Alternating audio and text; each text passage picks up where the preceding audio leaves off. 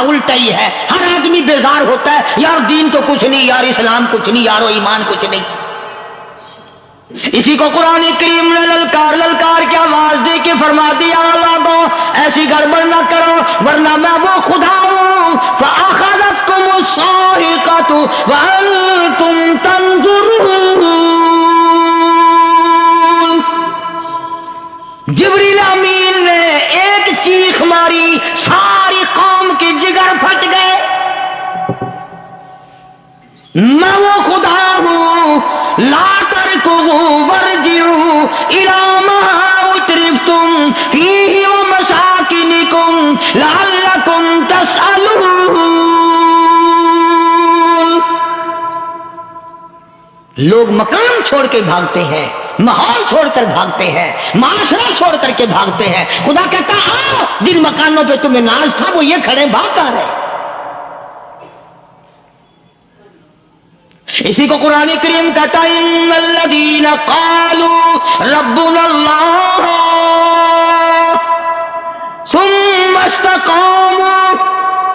وہ آدمی جس نے لا الہ الا اللہ محمد الرسول اللہ صلی اللہ علیہ وسلم پڑھا، اللہ کی توحید کا اقرار کر لیا، او میرے مالک تیرے سوا میرا کوئی مشکل کشا نہیں، حاجت روا نہیں، میرے دل کے بھید کو جاننے والا نہیں، میری بگڑی بنانے والا کوئی نہیں، اجڑوں کو بسانے والا کوئی نہیں، کھیتی کو آباد کرنے والا کوئی نہیں، ایک دانے سے سینکڑوں دانے بنانے والا تیرے سوا کوئی نہیں.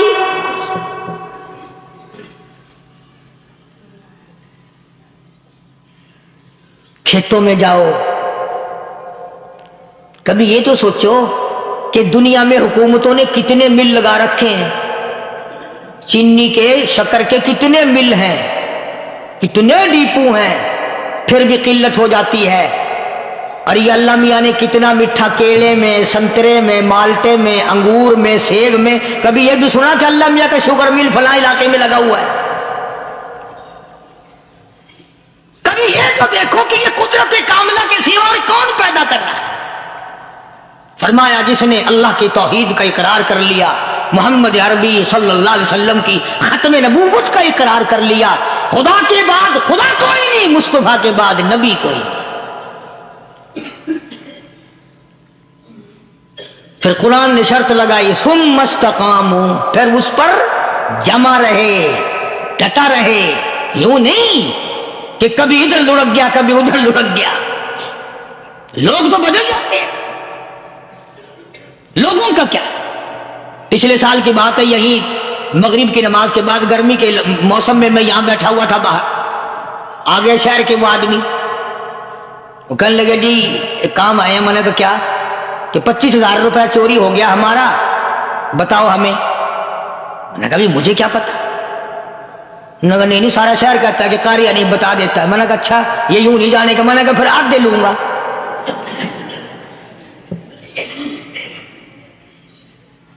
25,000 گم ہوئے ہیں نا، 12.5 میرے 12.5 تمہارے. کہنے دیکھو نا جی بال بچے چھوٹے چھوٹے غریب بچے ہیں جن کے وہ پیسے ہیں. میں نے کہا اچھا میں بادشاہ لگا ہوا ہوں.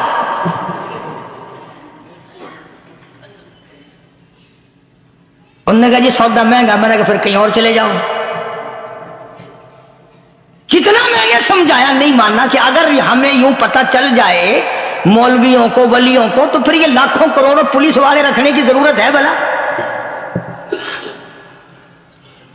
اتنی بڑی فوج کا رکھ کر کیا کریں گے ہم؟ اربوں روپیہ فوج کا خرچہ ہے. 2 ولی، ایک ولی کو اس بارڈر پہ بٹھا دیں گے، ایک ولی کو اس بارڈر پہ بٹھا دیں گے. پھر ہم بڑھانا دیں گے اولیاء کرام رجمت. ذہنیت مری گئی، سمجھ نہیں پاتے، دین کے قریب نہیں آتے لوگ، سمجھتے ہیں. فرمایا ثم استقاموا تتنزل علیہم الملائکۃ الا تخافوا ولا تحزنوا وابشروا بالجنہ التی کنتم توعدون. قرآن کہتا ہے ادھر ولی کی موت آتی ہے، ایسا آدمی جو اپنے کلمے پہ جمع رہے، شرک و بدعت کی لعنت سے بچے، کفر و نفاق سے بچے۔ ادھر موت آتی ہے، ادھر فرشتے کہتے ہیں گھبرانا، غم نہ کر، بہشت کے دروازے تیرے لیے سارے کھلے ہوئے۔ وَلَكُمْ فِيهَا مَا تَشْتَهِي أَنفُسُكُمْ وَلَكُمْ فِيهَا مَا تَدَّعُونَ۔ فرمایا ہم تمہاری ہر اس تمنا کو پورا کریں گے، ہر اس آرزو کو پورا کریں گے، جو مانگو گے وہی ملے گا، جو کہو گے وہی دیا جائے گا۔ نحن اولیاؤکم فی الحیات الدنیا وفی الآخرہ،